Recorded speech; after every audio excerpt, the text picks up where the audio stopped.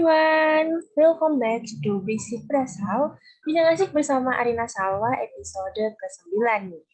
Pada episode kali ini kita akan bincang asik mengenai helping each other atau membantu sesama. Ya, betul banget. Manusia ini adalah makhluk sosial yang hidup berdampingan dan membutuhkan bantuan satu sama lain. Oh ya, anyway, pada episode kali ini, seperti biasa, aku nggak sendirian dong tentunya. Aku ditemani oleh arek Jawa Timur nih, yang kedengarannya daerahnya ini terkenal dengan seni reog. Aduh, di mana ya? Oke, betul banget nih, narasumber kita kali ini berasal dari Ponorogo nih, teman-teman. Kira-kira siapa ya narasumber kita kali ini? Oke, di sini ada Kalisa. Halo Kalisa. Halo Mbak. Oke, waduh kayak suaranya enak banget gitu ya, kayak sweet collabo gitu kalau kata cewek-cewek sekarang. Aduh, oke nih Kak Lisa, karena banyak nih dari teman-teman Gen Rangers Kendal yang belum kenal nih sama Kak Lisa, mungkin bisa perkenalan terlebih dahulu. Oke, baik. Halo semua. Sebelumnya perkenalkan saya Lise Ferdian Prasetyo. Saya merupakan Duta Generasi Berencana Kabupaten Ponorogo tahun 2020. Waduh, luar biasa banget nih. Kak Lisa ini ternyata seorang duta genre dari Ponorogo nih. Oke, kalau kemarin kita udah memanggil narasumber dari Jawa Barat nih, dari Akang-Akang, sekarang kita pindah ke arek-arek Jawa Timur gitu ya guys ya. Oke nih, BTW nih aku denger-denger nih kayaknya tahun ini Kak Lisa menjabat sebagai Duta Polres Malang juga ya. Oh, iya Mbak. Aduh, keren banget nih. Kayaknya patut dicontoh gitu kan. Kira-kira nih, kesibukannya ngapain aja sih selama ini di samping menjadi duta gitu? Mungkin ada beberapa kesibukan yang padat gitu. Duta genre saya udah ini Mbak, udah apa? Kan saya jadi Duta genrenya itu tahun 2020, otomatis sudah apa ya, ini ganti kepengurusan istilahnya. Jadi diurus oleh generasi selanjutnya seperti itu. Lalu untuk kesibukan saya sekarang itu seperti halnya mahasiswa seperti umumnya, ya belajar, terus juga ini memimpin dari paguyuban, Mbak, paguyuban dari Duta Poltekkes Kemenkes Semarang seperti itu, Mbak. Waduh, keren banget nih seorang mahasiswa yang memiliki jiwa leadership yang keren banget nih pasti. Oke, nih. Tadi sebagai seorang pemimpin nih, kayaknya banyak banget ya jadwal schedule yang mungkin padat gitu kan. Anyway nih, sebagai seorang duta genre nih Kota Ponorogo, Kak Lisa, gimana sih menurut Kak Lisa tanggapannya tentang jiwa makna jiwa sosial gitu? Karena banyak dari orang-orang yang mereka itu egois, dan tidak mau membantu sesama gitu kan. Mungkin dari Kak Lisa gimana nih tanggapannya? Baik, jiwa sosial.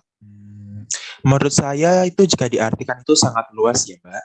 Jadi tidak ada pacuan sebenarnya jiwa sosial itu bermakna apa, di mana ini tergantung kita sebagai manusia memiliki cara pandang yang seperti apa.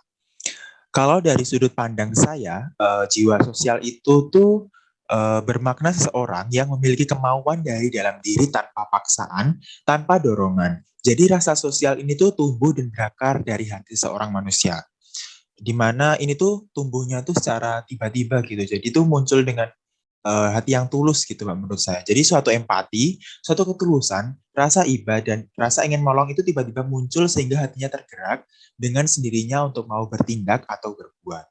Nah, apabila seseorang telah memiliki jiwa sosial yang tinggi, melakukan apapun pasti selalu menggunakan perasaan, selalu menggunakan hati, sehingga akan mendapatkan suatu kepuasan batin yang sungguh luar biasa. Jiwa sosial ini juga bisa ditumbuhkan dari beberapa faktor. Salah satunya adalah faktor keluarga, yang mana sejak dini anak diajarkan untuk saling tolong-menolong, saling menghargai, diajarkan saling menjaga perasaan satu sama lain, sehingga ketika si anak besar nantinya dia sudah memiliki bekal jiwa sosial yang tinggi yang ia pupuk dari kecil. Seperti itu Mbak, kurang lebih.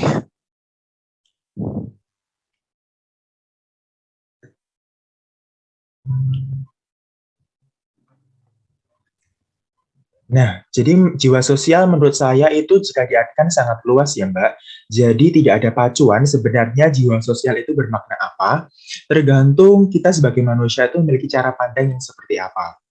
Kalau dari sudut pandang saya, jiwa sosial itu bermakna seseorang yang memiliki kemauan dari dalam diri tanpa paksaan, tanpa dorongan. Jadi, rasa sosial ini tuh tumbuh dan berakar dari hati seorang manusia itu sendiri. Di mana rasa empati ini tuh tiba-tiba muncul begitu saja, Mbak. Jadi suatu empati, ketulusan, rasa iba, dan ingin menolong tiba-tiba muncul. Sehingga hatinya tergerak dengan sendirinya untuk mau bertindak atau berbuat. Nah, apabila seseorang telah memiliki jiwa sosial yang tinggi, melakukan apapun pasti, dan pasti akan saya pastikan itu selalu menggunakan perasaan, selalu menggunakan hati, sehingga akan mendapatkan suatu kepuasan batin yang sungguh luar biasa. Jiwa sosial ini juga bisa ditumbuhkan dari berbagai faktor. Salah satunya adalah faktor keluarga. Yang mana sejak dini anak diajarkan untuk saling tolong-menolong, saling menghargai, diajarkan saling menjaga perasaan satu sama lain, sehingga ketika si anak besar, dia sudah memiliki bekal jiwa sosial yang tinggi, yang ia pupuk dari kecil. Kurang lebih seperti itu, Mbak, kalau dilihat dari sudut pandang saya. Oke, jadi kuncinya itu suatu keikhlasan seseorang untuk bergerak gitu ya. Iya, betul sekali, Mbak. Oke nih, tadi kan kita membahas tentang sosial gitu kan. Apalagi manusia ini makhluk sosial yang pasti membutuhkan bantuan dari orang lain. Nah, menurut kamu nih, kalau ada seorang anak yang introvert gitu, dia nggak mau bersosial gitu, itu gimana sih tanggapannya? Atau kamu merasa dia mungkin nggak asik karena nggak mau bersosial, atau mungkin kamu merasa risih sama dia, atau bahkan kamu ingin merangkul dia, atau gimana nih?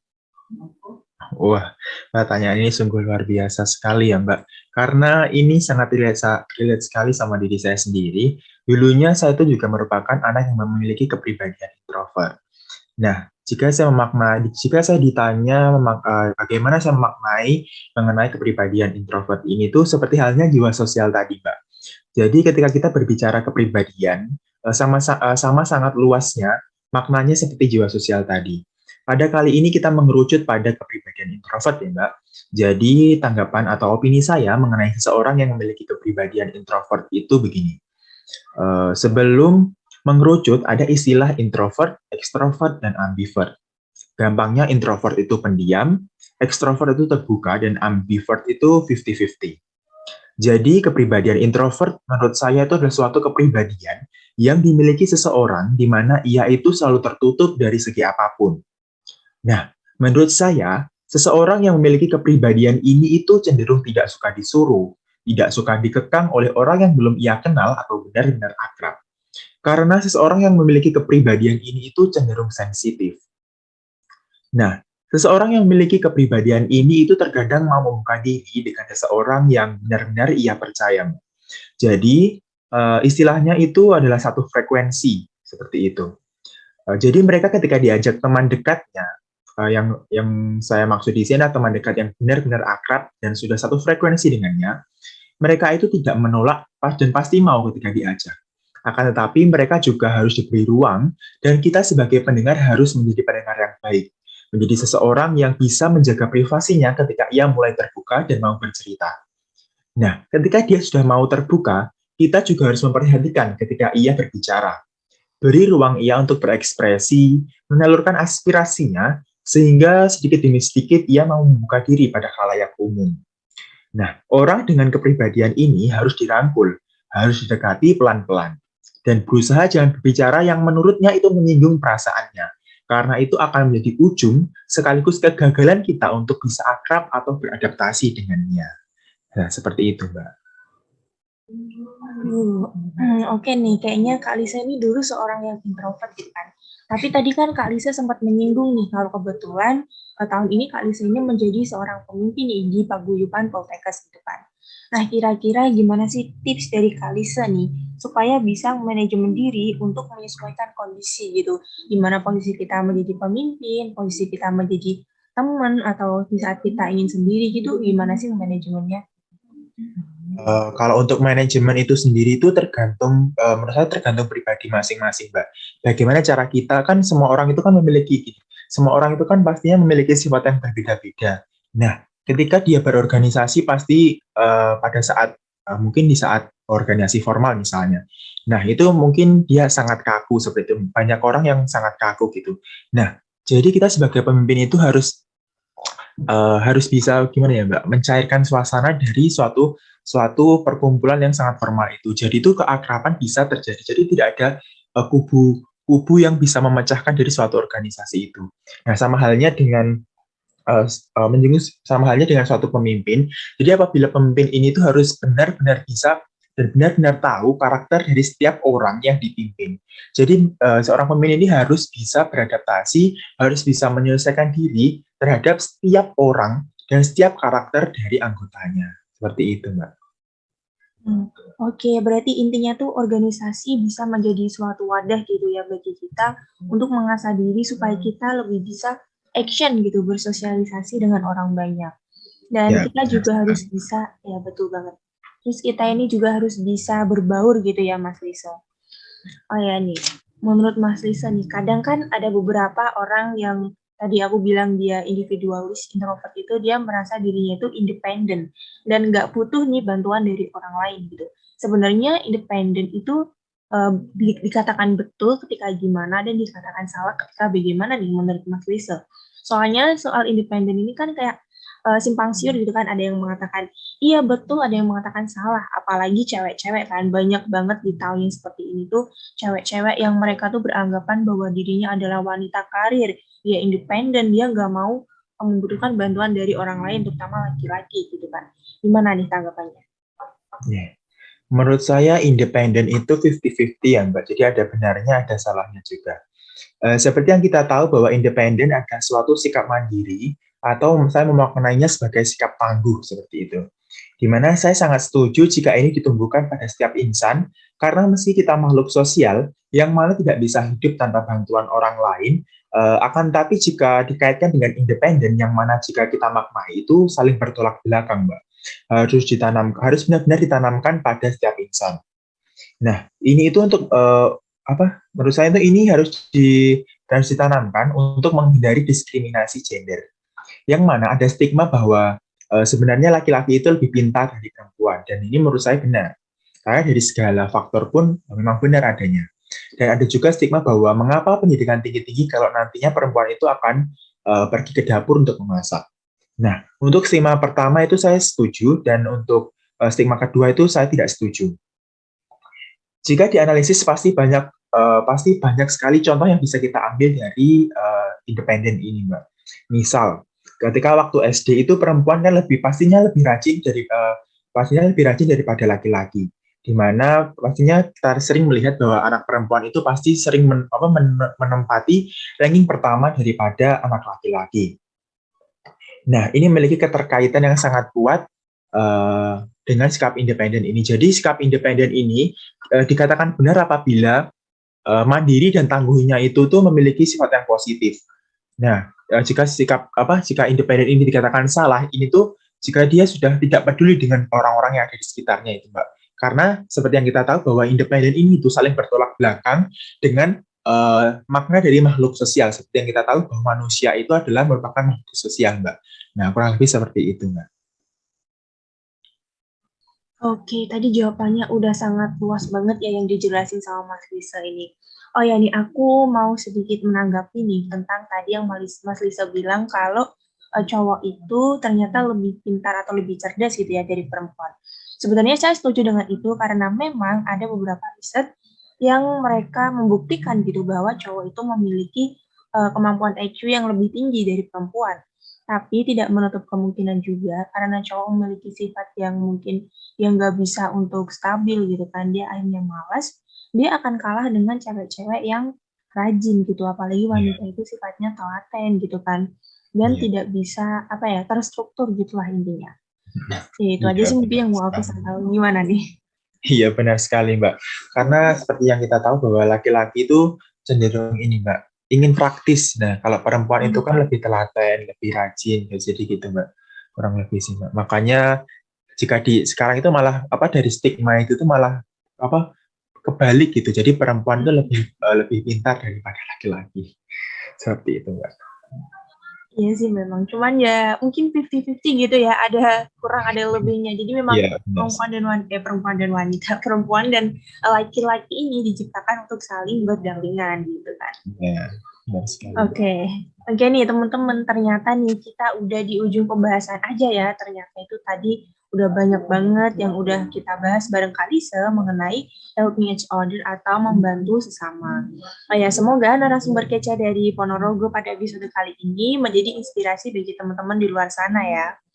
Oke teman-teman, kalau gitu saya pamit undur diri ya. So, jangan lupa jaga kesehatan, patuhi protokol kesehatan juga, dan jangan lupa untuk olahraga nih. Oke nih, sebelum aku tutup nih Kak Lisa, gimana kalau kita salam genre dulu nih? Nggak Ya. asing pasti kan anak-anak genre dengan istilah salam genre. Salam. Oke, remaja genre, Sehat, cerdas, ceria. genre Indonesia. Saatnya yang muda yang berencana. Oke, aduh luar biasa banget ini salam genre kita dari Jawa Timur ya. Kayaknya makin kesini makin episode nih bintang tamu kita makin menjalar nih ke seluruh Nusantara. Oke nih, mungkin ada yang mau disampaikan dulu nggak nih dari Kalisa? Atau mungkin mau ngereok dulu? Apa gimana nih? Mungkin sedikit ya Mbak, buat teman-teman semua, terus jangan malu untuk mau membuka diri, jangan malu untuk berusaha tahu siapa diri kita, dan jangan pernah malu untuk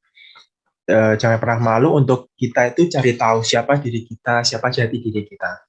Karena dengan kita mengenal jati diri kita, kita akan tahu bagaimana kita akan bersifat kepada orang lain, bagaimana potensi diri kita itu sampai mana. Jadi gali terus potensimu, kembangkan bakatmu, remaja berkarya. Sekian, terima kasih Mbak. Waduh, luar biasa banget nih. Kayak slogan genre ya, saatnya yang muda yang berencana. Jadi kita sebagai tulang punggung bangsa, kita harus bisa untuk tahu nih potensi diri kita seperti apa, supaya kita ke depannya bisa menyongsong negeri menjadi Indonesia emas gitu ya. Iya, Mbak. Oke nih, kayaknya sampai sini dulu ya perbincangan kita dengan Mas Lisa. Oke, kalau gitu jangan lupa untuk protokol kesehatan seperti yang tadi udah saya sampaikan. And see you in episode Bisik Berasal selanjutnya. Bye-bye teman-teman. Hidup